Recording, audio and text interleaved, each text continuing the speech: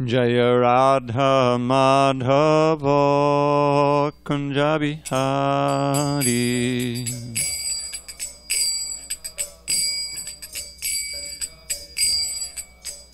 Jaya Radha Madhava Kunja Bihari.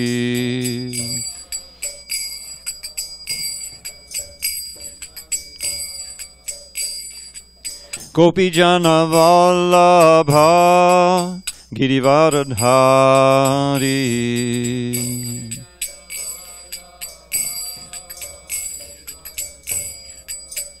Jaya Gopi Jana Vallabha Girivaradhari.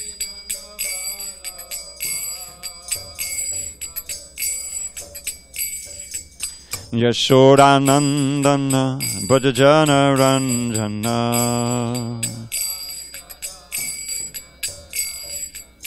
Yashodanandana Bhajajana Ranjana.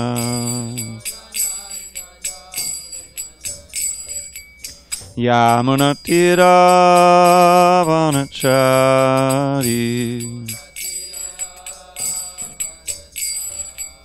Yamunatira Vanachari.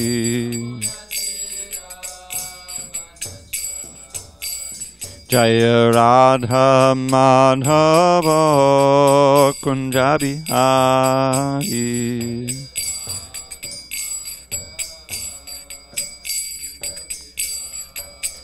Jaya Radha Madhava Kunja Bihari.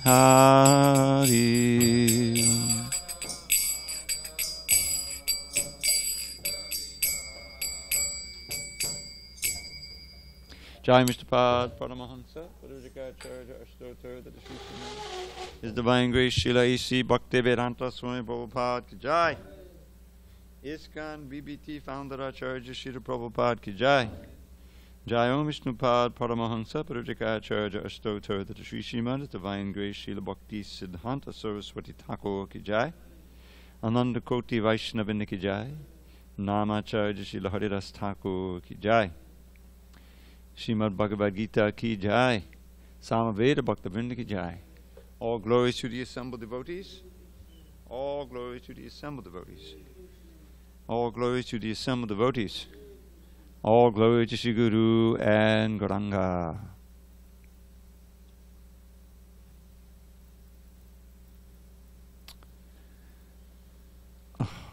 Okay.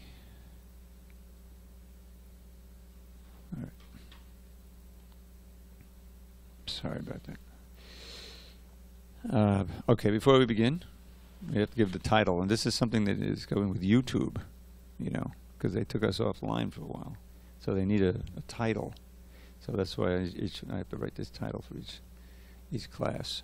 So the title of this class is The Qualities of Pure Devotees, Part-1. One should be non-envious, kind to all, and compassionate. This is what I'm told to do. So, Om Namo Bhagavate Vasudevaya. Om Namo Bhagavate Vasudevaya. Om Namo Bhagavate Vasudevaya. Okay. On this 15th day of June, 2021 in San Diego, we're reading from Srimad Bhagavad Gita as it is, translation and commentary by His Divine Grace A.C. Bhaktivedanta Swami Prabhupada. And we are still in chapter 12 entitled Devotional Service, texts 13 and 14, page 522. So we'll just do the first verse together and I'll do the second one. Adveshta Sarvabhutanam Maitra Karuna Evacha Adveshta Sarvabhutanam Maitra Karuna Evacha Nirmamo Nirahankara Samadukka Sukhakshami Nirmamo Nirahankara samadukha sukhakshami, adveshta sarvabhutanam, maitra karuna evacha, nirmamo nirahankara, samadukha sukhakshami, adveshta sarvabhutanam, maitra karuna evacha, nirmamo nirahankara, samadukha sukhakshami.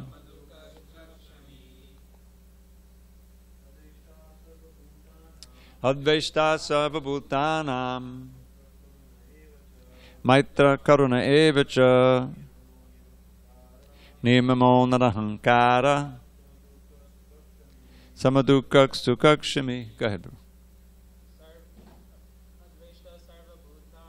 Adveshta sarvabhutanam, maitra karuna evacha, nirmamo nirahankara,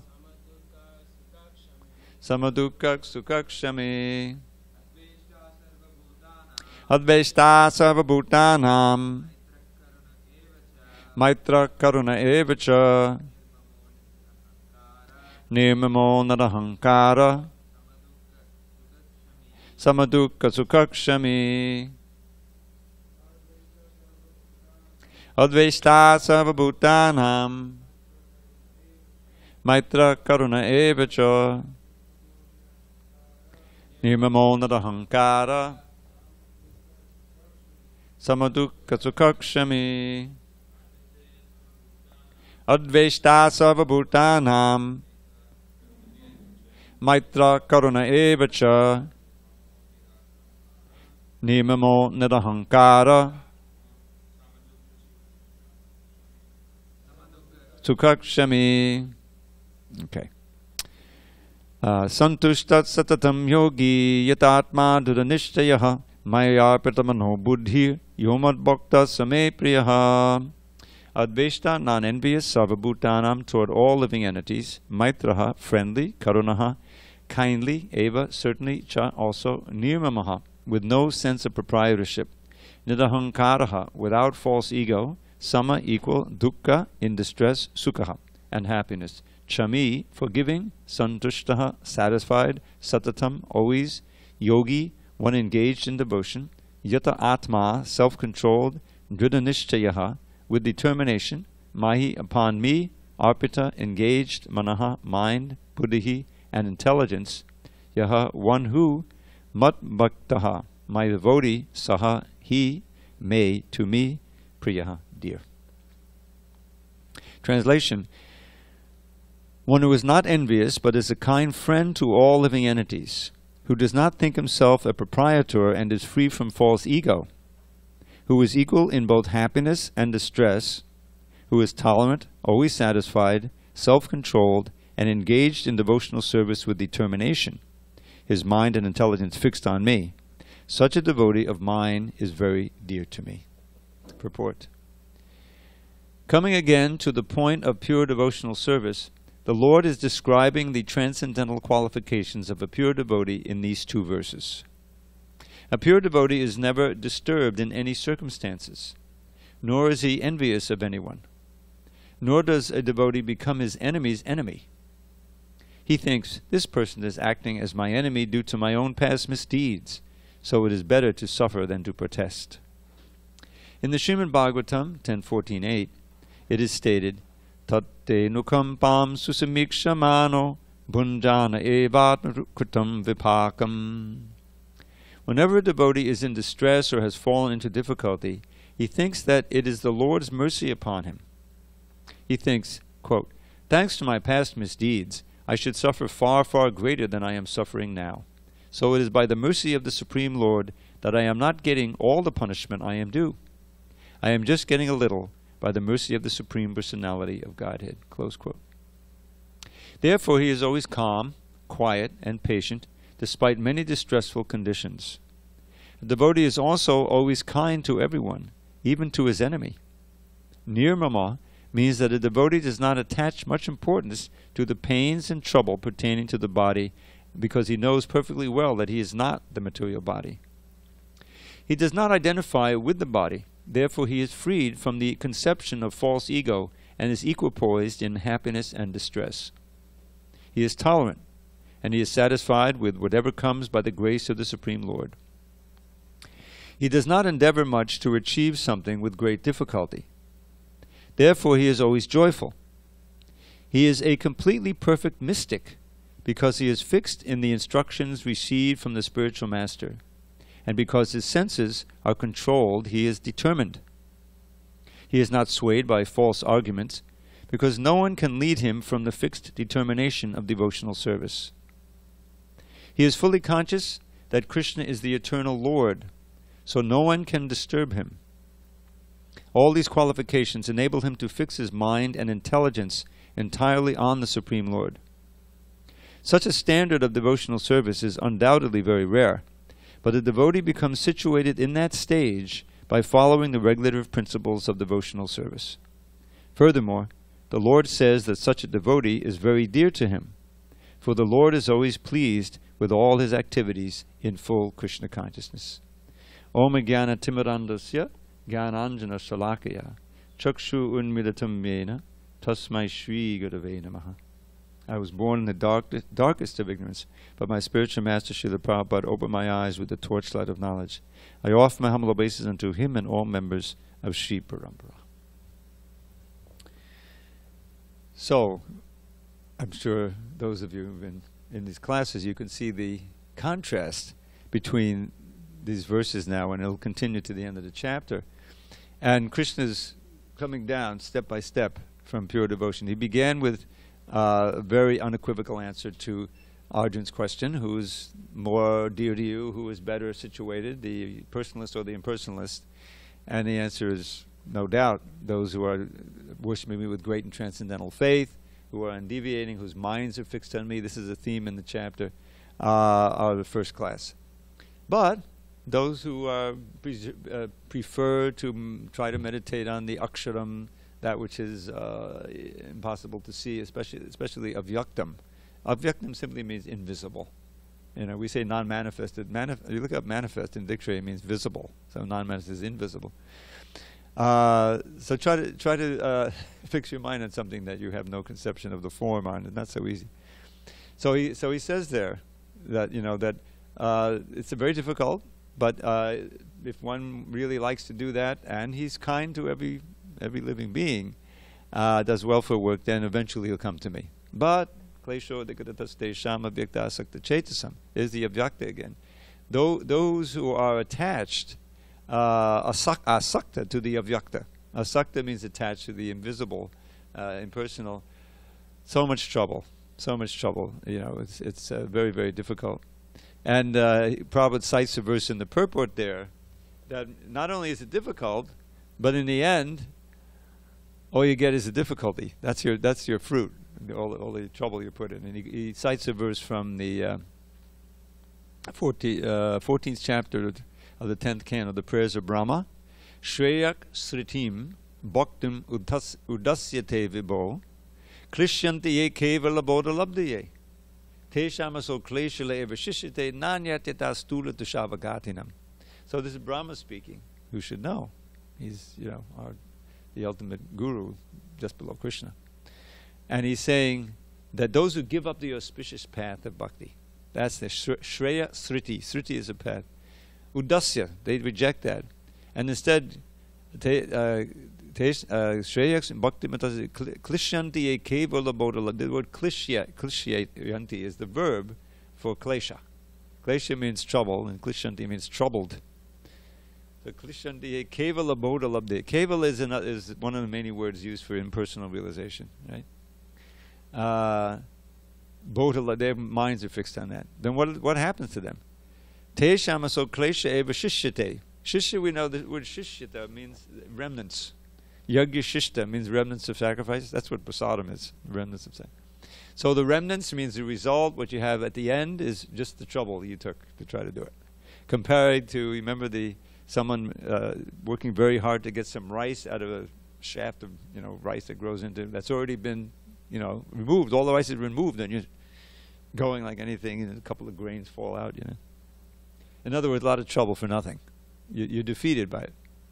So that's one point where he criticizes the impersonalists. On the other hand, what are the impersonalists looking for? They're not looking for, what we would call ananda, the bliss of relation to Krishna and reciprocation, and joining in the pastimes, all that. They don't think Krishna really exists. So what's their goal? Liberation. That's it. Freedom from birth, death, old age, and disease, which is a pretty big deal. From our point of view, from just the point of view of conditioned soul suffering like anything, is freedom from that. That's great, But it's for a devotee. Ultimately, he gives up that. That's what Lord Chaitanya is teaching in the Shikshastika. I don't even want. I certainly don't want wealth and women, and fame and all of these things. And I don't even want liberation. I just want unflinching, unmotivated devotional service unto you. This is the. So Krishna is not. He's not very sanguine about the impersonal realization. So then he says, "Okay, I'm the swift deliverer, of my devotee birth and death." And so he recommends, again, at that point. Let's see. Yeah, this is text 7. This chapter is so short we can review it. So again on text 8, he's back to pure devotion. Just fix your mind upon me, the Supreme Lord, and engage all your intelligence in me. Thus you will live in me always without doubt. So now he's come again to the pure devotion. He periodically does this in this chapter, and he's doing it in the verses we read tonight. And then the next verses leading up to the ones we wrote are saying, but if you can't do that, don't give up, hopes of coming to that platform. Then just this is what for us. Practice the regulative principles of devotional service, and you'll increase your desire for me. Now this is very significant. You may remember recently we had was it disappearance of Ramananda Roy? I always forget. Or appearance. Anyway, one of the two. And so we had some readings and about his wonderful conversation with Lord Chaitanya. And so he wrote a verse that's really very important to understand. And Prabhupada the first line of the verse inspired Prabhupada to come up with this phrase, Krishna consciousness. He said, this is what it is. So the verse goes like this. Krishna bhakti rasabhavitamati kriyatam, which means to buy, kriyatam yadikutopi labhyate tattva laulyam abimulyam ekalam janmakoti sukatayana labhyate. You know this verse pretty well, right? So Krishna bhakti rasabhavitamati. So when you Sanskrit is an amazing language. Often you'll find long compounds. When you get to the 5th chapter, it's unreal. You'll have compounds that are a whole line because there's a lot of prose.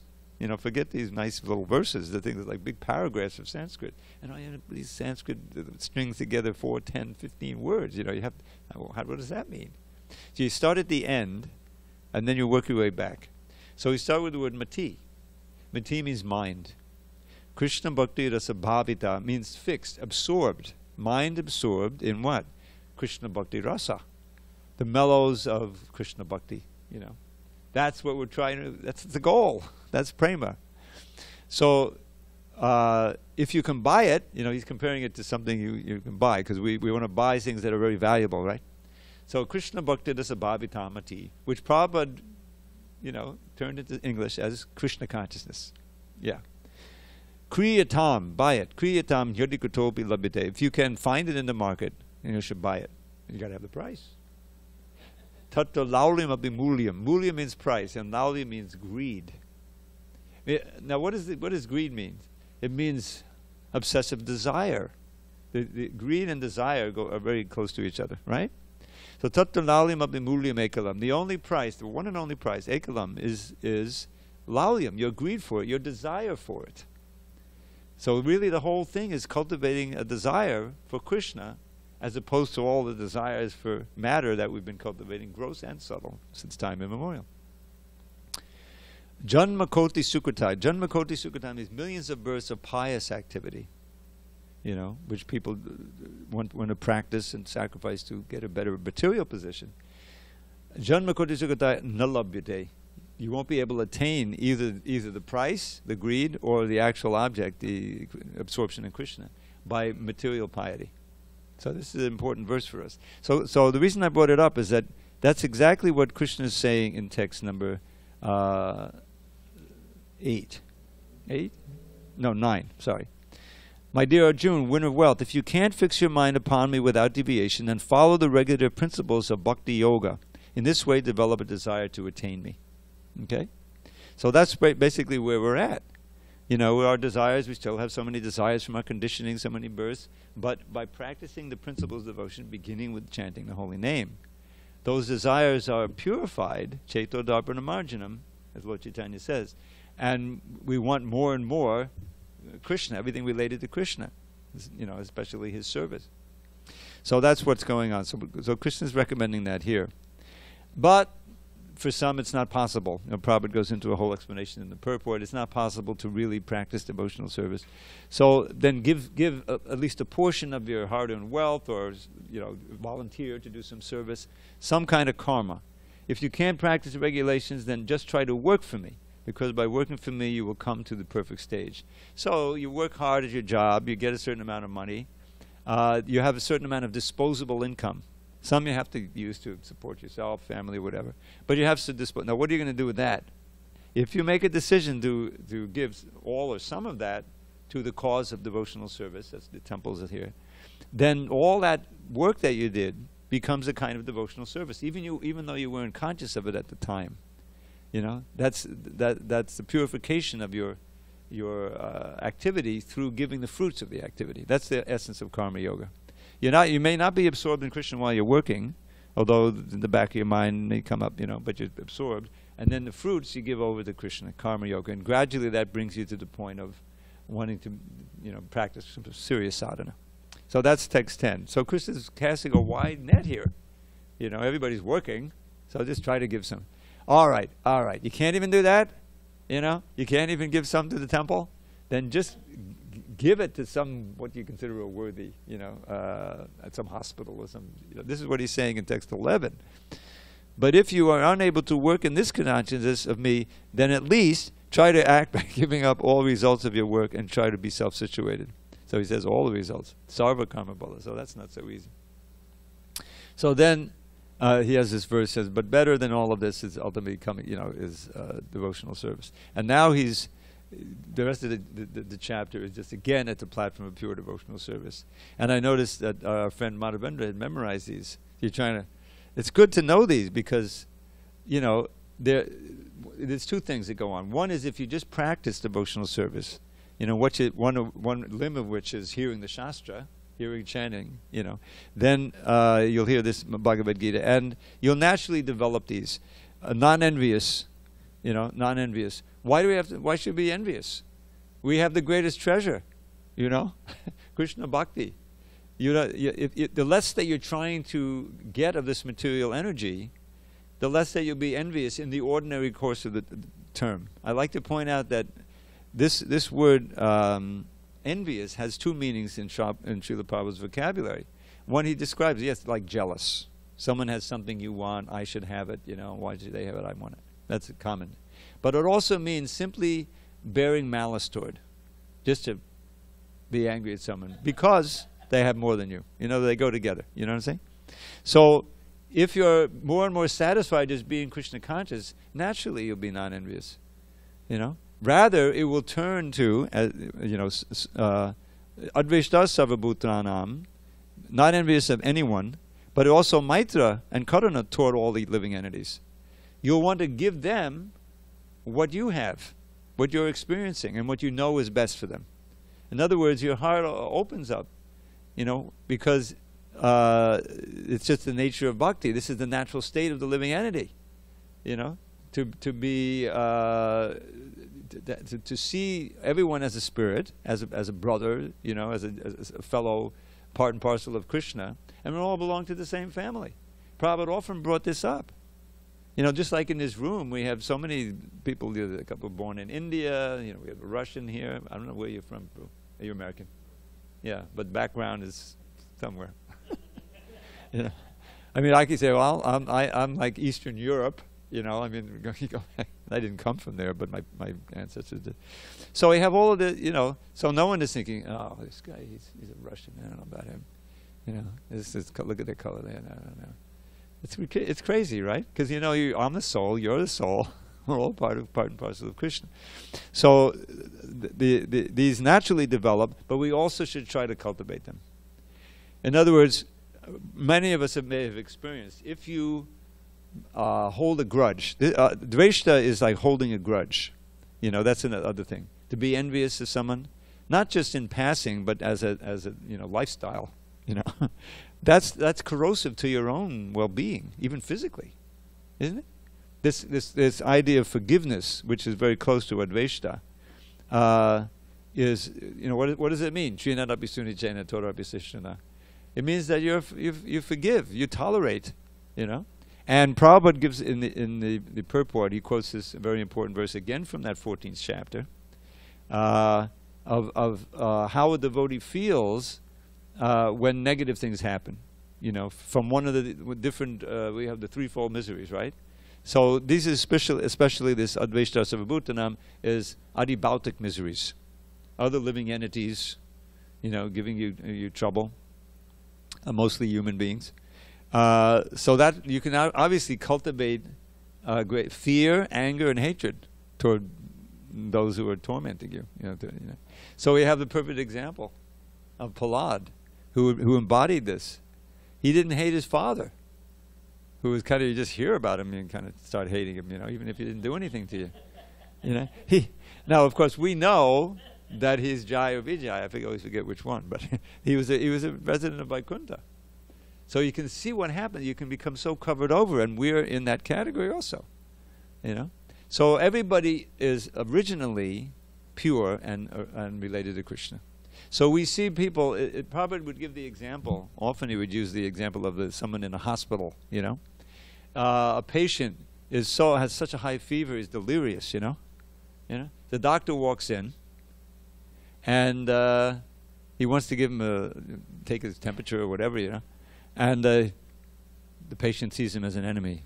Oh, you know, it's the CIA trying to put some chip in me or something.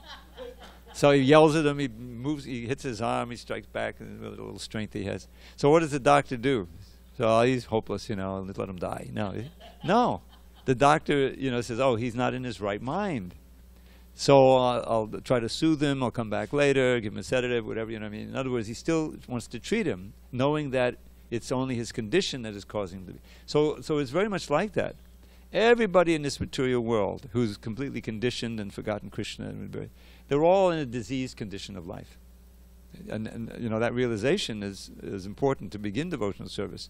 Oh, I see, all my conceptions of who I am and what's important, it's all part of my delirium, really. So I need to be cured. I need to be within the hospital, you know, which is basically the association of devotees. And how getting that faith is, you know, a big first step. And the great devotees who come, like Srila Prabhupada, take the trouble to write these books. You know, the very fact of how Prabhupada came over here opens the door to hearing from him. Because he's obviously not doing it for selfish reasons. You know, no one I don't want to say in his right mind, you know, on a material level would come and, you know, make an investment, you know, 70 years old, health failing, you know, $12 in my pocket, let me go to America and see if I can make an investment and make a lot of money. No. So it must be some other motivation, and the motivation is what Prabhupada said it was. To help people, you know, to try to fulfill the orders of a spiritual master, to spread Lord Chaitanya's movement, because that's what people need. That's the cure of the disease of birth and death. You know, I'm working on these offerings now. Every year there's a Vyasa Puja book. Many of you know about it, you know. So this one devotee, as long as I've been doing it, which is like since the early 84, this devotee has been writing an offering from, he runs a radio station in Italy. It's called Radio Krishna Centrale. And the same devotee has been writing this. He's gotten better. His English is really good now. I don't have to do so much work. But he wrote this incredible offering, which he completely gave an analogy between Krishna consciousness. You have to kind of understand it before you say, wait a minute, that's weird, and the pandemic. In other words, he starts out with. Many of you may know the story of Narada Muni, how Narada Muni became a devotee. I mean, he was a young boy. His mother was pious. She invited some sages in, the itinerant sages, devotees. They need a place to stay during the 4 months of the rainy season, right? And so Lord Chaitanya stayed with Venkata Bhatt, famously, made them all into Gaudiya Vaishnavas. They were already Sri Vaishnavas. So a lot of things, important things happened during those 4 months. So they stayed there. The mother was like single, so he wasn't, in the greatest situation, but he was. They were religious. They were pious, So he's serving them, bringing the prasadam, doing the laundry, So then he says, once he asked if may I take some prasad, And so they said, sure, take the remnants, So he said, and by taking those remnants, he became purified and became interested in what? Hearing their katha, And by hearing that katha, he became a devotee, pure devotee.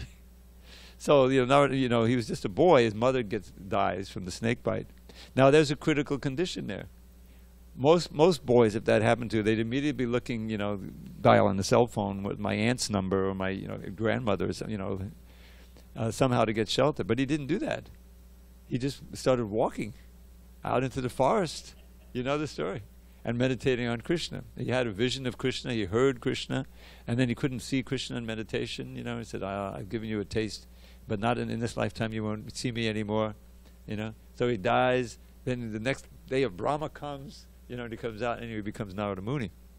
But the point is that it's almost like an infection in the sense that you can catch Krishna consciousness. From the prasadam, especially from hearing. So he gives this extended analogy to how, Krishna Kand was spreading it kind of like an infection. Prabhupada came in order to find somebody who he could infect, with this Krishna consciousness. It's a good infection. And because he was so potent, he was able to, inject that and find some followers, even in, it's really inconceivable how it happened. It's amazing. And so that took place, and it was all centered on Prabhupada, the faith that it could be done, that it was real, that it was really an experience, and that the people wanted to be like him, because even in his, his older age, he was so calm, he was so peaceful and so blissful, and he had this magic mantra that he was giving out, and everyone could have some of the experience, at least a taste of it, and that taste was enough to bring you back, and especially learn the philosophy, so that would be the foundation of your faith. So that's what Krishna is trying to give us here. Okay, look, you can't even do the bhakti process. You can't even work for me. At least be generous, and don't be selfish, because that'll harden your heart, and then you become immune. And the worst tragedy will be you'll probably lose the human form of life. So now we're at the point where Krishna is again describing the goal. And of qualities. So let's go through them one by one here. I'm sorry. Okay, Vijay. Go. I have a question. I'm sure you do. Good. Let's hear it. But did you finish commenting this verse? Well, I was going to read through and go a quick review of the qualities here, because we haven't. Of course, I can wait. Okay. It'll be about 5 minutes. So Advaita, we just dealt with. That's the first one, to be non-envious toward everyone, and to be friendly and merciful. Now they're kind of related, What and there's especially a relation between deep compassion and love. Try to think, just realize compassion means that you're. It's almost there in the word compassion, that you're feeling, how the other person is feeling. One of the words for compassion is anukampa. Krishna uses it in the 10th chapter, the last of those 4 essential verses. Tesham eva anukampartam mahama gyanajam tamaha nashiyam yatma bhavaso gyanadipena bhasvata. So think about this word anukampa. It's nice, there's so much in the Sanskrit. So the essence of that word is kampa, which is one of the ecstatic symptoms, right? It's trembling, high emotion. you know. And so anukampa means I'm tuned in to your emotion. I'm on the same wavelength. It's almost like sympathetic strings on an instrument. Some of you may have. I used to play the tambour a lot. Now I just press the button on the app. But I get a tabla too going on it. Some of you have heard it. So, but if the sympathetic strings is that one, you hit one string and another string is also vibrating. Especially more complicated instruments like the sitar, they have a whole level of that, or a veena. So it adds to the whole robustness of the sound. So one who is very sensitive, because they're free of envy and they're free of possessiveness, all these go together, they can tune in to other people's. They're actually feeling others' pain. The ideal is Prahlad, You remember that famous verse? It said, Naivod Vijay. Naivod Vijay means I'm not at all disturbed. I'm completely calm. Because I'm always with you, O Lord, Nrsingadev, and you're on the other side of the Vaitarani river. In other words, you're in the spiritual world. So I'm thinking of you, I'm absorbed in you, and anywhere I go, Tvadvirya Gayana, I can sing your glorious, about your glories. And in this way, Mahamrita Magna Chitta, the great nectar ocean of your glories, I can immerse my mind in it and be blissful. So on one side it's negative. I'm not at all disturbed, and the reason is because I'm drinking the nectar of your glories. So what do I care? He proved it. Imagine me, remaining calm. You want to boil me in oil? No problem. Hare Krishna, Hare Krishna, Krishna. Throw me off the cliff? I'm cool. Hare Krishna, Hare Krishna. This Prahlad, completely absorbed, meditating on Krishna, and he protected him at every moment. He actually was protected. So, but what does he say after 2 lines of describing how he's not disturbed? Udvijay is a word he uses several times. It means, upset, which sometimes becomes a chronic situation. It can be, very on the material side, anxiety, panic attack, So none of that. So, but then he says, interestingly, shoche, but I am lamenting. Well, you just said you're not lamenting. But what does this mean? Shoche tato vimukachetasa indriyata maya sakaya banamudbhato vimudhan. Because all of these mudas, not even mudas, vimudas, means, star mudas, exceptional mudas, fools. They have embraced this idea of enjoying Maya Sukhaya, illusory happiness, flickering happiness. And so their minds are always disturbed. Disturbed, am I getting enough of it? And being envy, talk about envy. Oh, you got more of it than I did? Yeah, I hate you. And then I enjoy it. Oh, now I'm enjoying. And then it's gone. What happened to it? So practically at every stage there's a disturbance of the mind. You see that? That's material flickering habit. So he sees, the mass of people absorbed in this foolish attempt to enjoy the Maya Sukhaya. Because they've turned their face away from you. They're bearing the great burden of trying to enjoy this material happiness, trying to get some money so they get some, they can buy it, So that's the mood of the great devotees. And the next verse I won't go into in detail, but he's saying, these impersonalists, Krishna is giving them some latitude here. Notice he says, but the key is, sarvabhuta racha, they have to have the welfare of the other people in mind, but generally they don't. And Prahlad explains why. They want to go away from these cities. Prior, for the most part, Deva Muniyo, Swavamukti Kama. They're lusty for their own mukti. Let me be saved and get into the Brahman, the hell with everyone else. I'll be free of birth and death. How wonderful it will be. It's selfish. It's a type of lust. And so they're never peaceful, what Chaitanya says. Because in their liberation, their state of consciousness is never quite free of material desire, because it's not natural to negate your spiritual form and activities and pastimes and relation to Krishna. It's very artificial. So they're never secure in their liberation, and sure enough, eventually they fall down. It's just so boring. Imagine? No devotees, no deities, no prasadam, no kirtan, no nothing, just Om. Om. I mean, Om is a potent syllable, don't get me wrong, but why don't I get some shlokas, Anyway. So, So anyway, where was I? Oh, going through. So Maitra Karuna Bacha.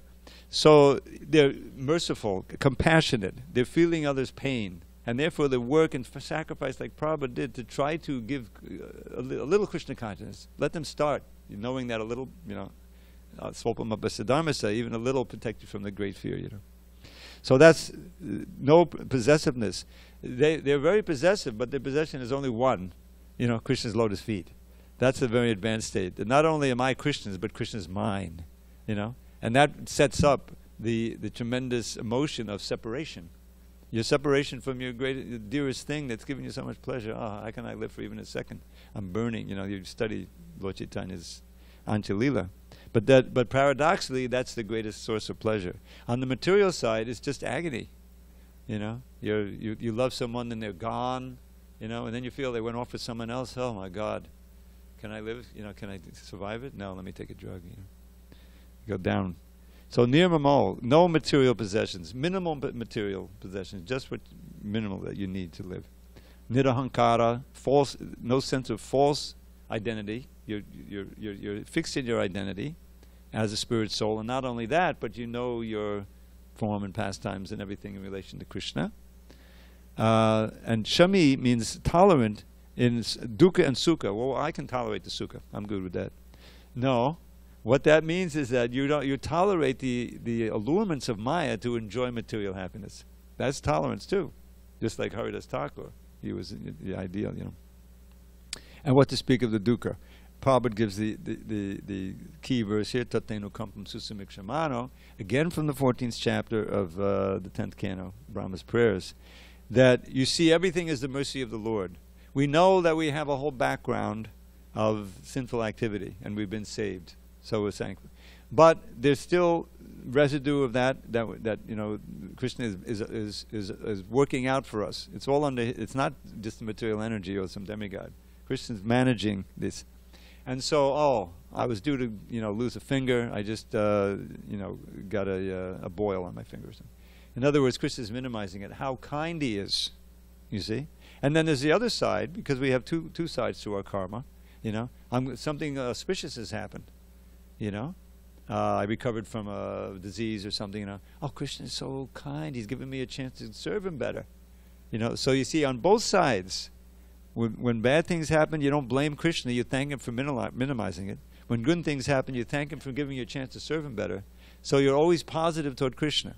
Whereas those whose faith in God is very weak or out-and-out atheists, they'll say, "Oh, I go to church I've been going to church every day." Or every week for 30 years, and this happens to me. Where is that God? That's why so many people became atheists during and after World War II. It's a horrific, loss of life and all of this evil going on. How can there be a God? Prabhupada even talks about that. The wives in Germany, their fathers, their brothers, their husbands, their sons, they all went to war, and they prayed like anything. Going to church. They're all Lutherans probably. Please, let my son come back, And many of them didn't come back, or they came back and they were all wounded and, horrifically wounded. So they lost their faith, because Krishna. And, there's a famous, I forget his name now, theologian, Jewish theologian, who, it was a famous book by Hari Krishna, called Why Bad Things Happen to Good People. It's not why do bad things happen, it's why he's giving the answer. Why bad things happen to good people. Because the reason is, why his answer is? He didn't want to give up on God. He's a minister. You see, he's going around and bad things happen to people all the time. And so they want to know why. Why did this happen? I'm an observant Jew. So he's dealing with it all the time. So finally he had a right to his own sanity. I think his own son, had some disease or something. So how do you preserve your faith? Can I preserve my faith in God with all this? So he came up with the idea, and his solution was, because here's the conundrum. This is called the problem of evil, and there's a whole branch of theology dealing with theodicy, I believe, in Wikipedia. Check it out. And so the idea is, here's the problem.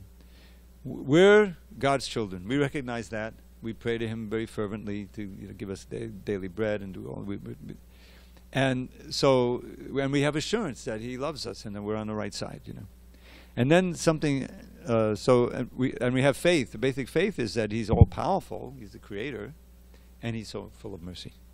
So someone is all-powerful and full of mercy, then we can have faith that will help us and keep our faith. But here's this horrific thing going on, the Holocaust, you know, and all the evils that are happening right today, you know. So how can you believe in an all-powerful, all-merciful God? You see? You know? So he was concerned, well, how can I believe in that? Look what happened to my son and all these people in my congregation. So his solution was, well, I don't want to give up believing in God, you know, then the whole thing could fall apart. So here's my solution. It must be that God, yes, He's all-merciful, but He's just not all-powerful. You know, He's not all-powerful. He can't, he just tries, but He can't, you know, really stop all this suffering. You know? It's a cop-out. You know, there's no such thing as a God who's not all-powerful. That's what it means. Then He's not God anymore. In other words, out of ignorance of the truth, you know, and the absolute, you know, rule of the law of karma for people who aren't really directly connected to God, that's the reason. You know, our answer is there's no innocent people. Yes, you know, we look innocent, certainly as babies, but we know theoretically. Now, this doesn't condone any violence at all, you know, but this is an explanation, understanding, is that we carry forward all of this karma. You know, there's a record.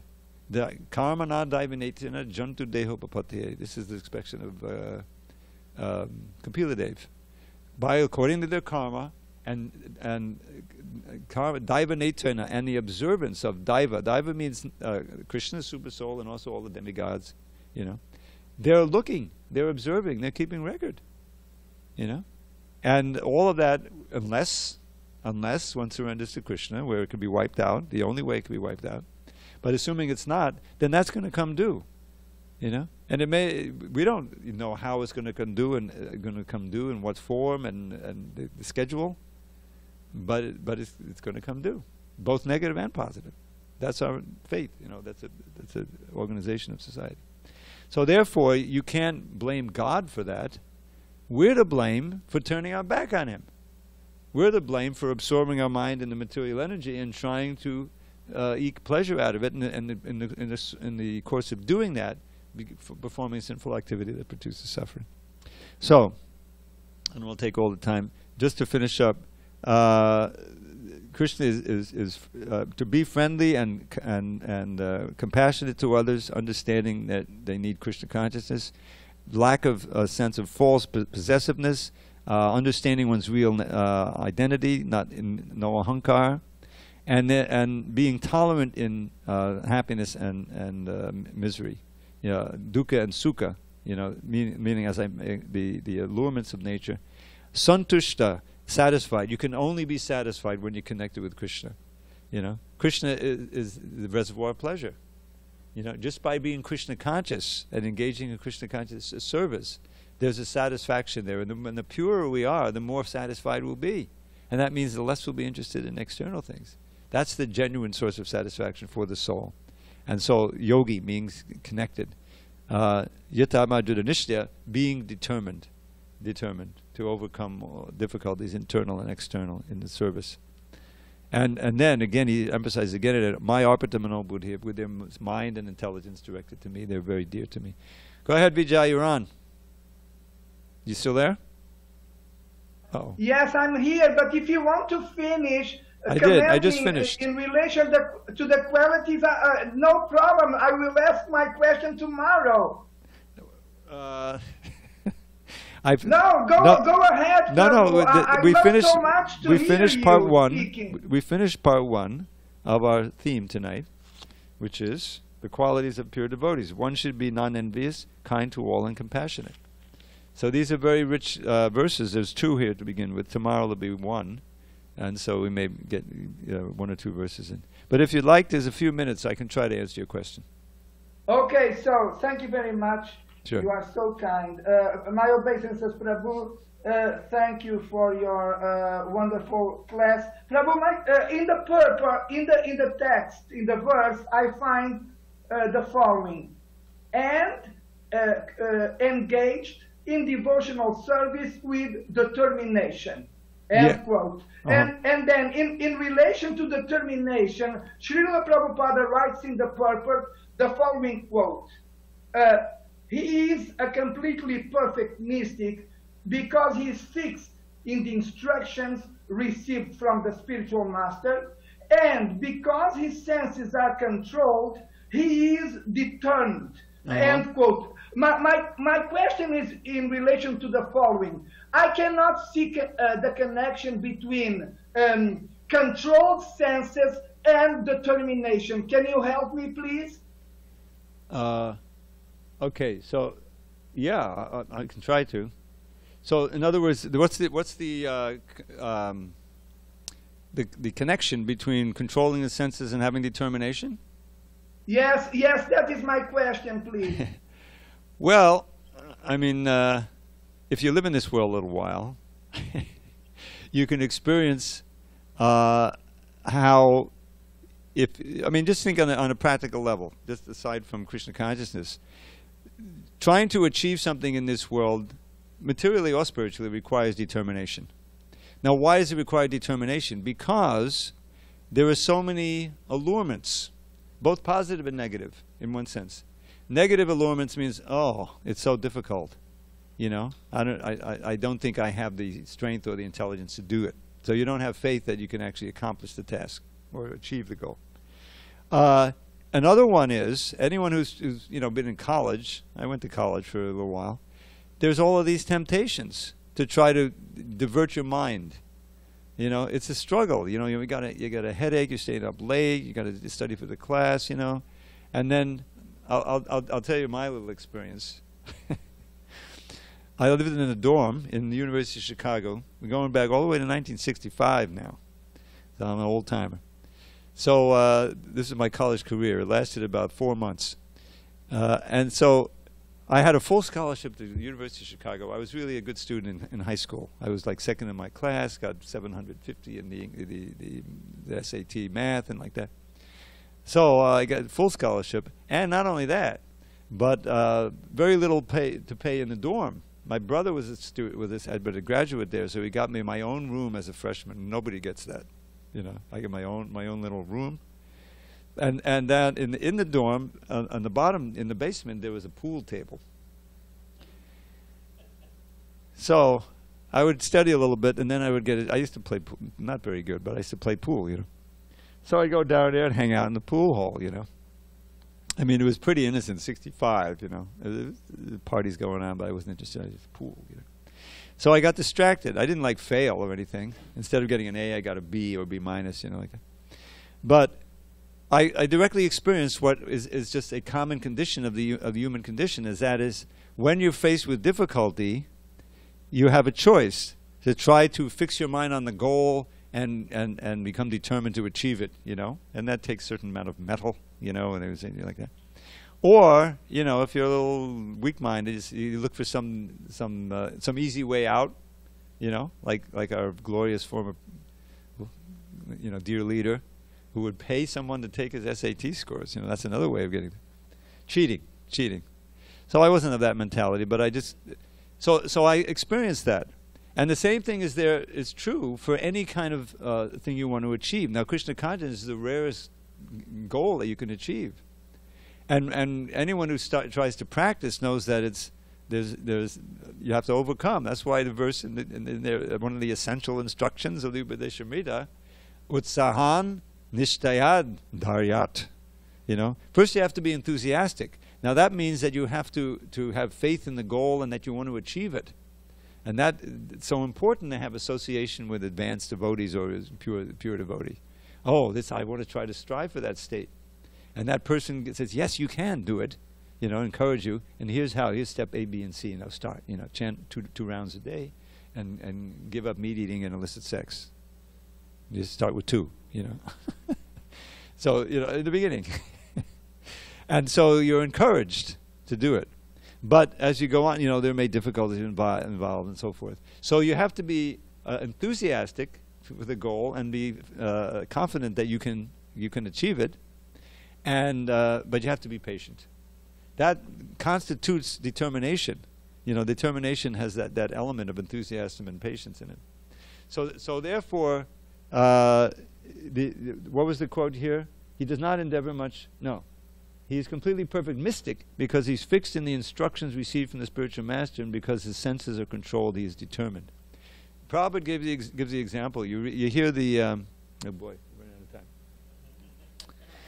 You listen to the yoga system tapes. He talks about the yoga, celibacy, And so he says, Gandhi, he kicked out the English from India. And why was he so determined? He gave up sex life.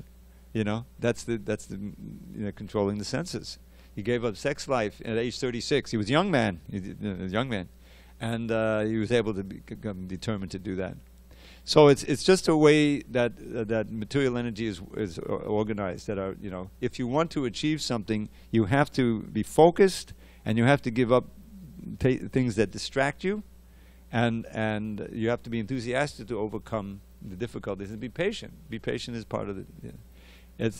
So we experience that, and in Krishna Kaya, if you become determined to chant and to associate with devotees, then you could become inspired. Yes, I think I can do it. I can do that for regular principles. Let me try it just for a week. Okay, Hare Krishna, Hare Krishna, Hare Krishna, Hare Hare, Hare Ram.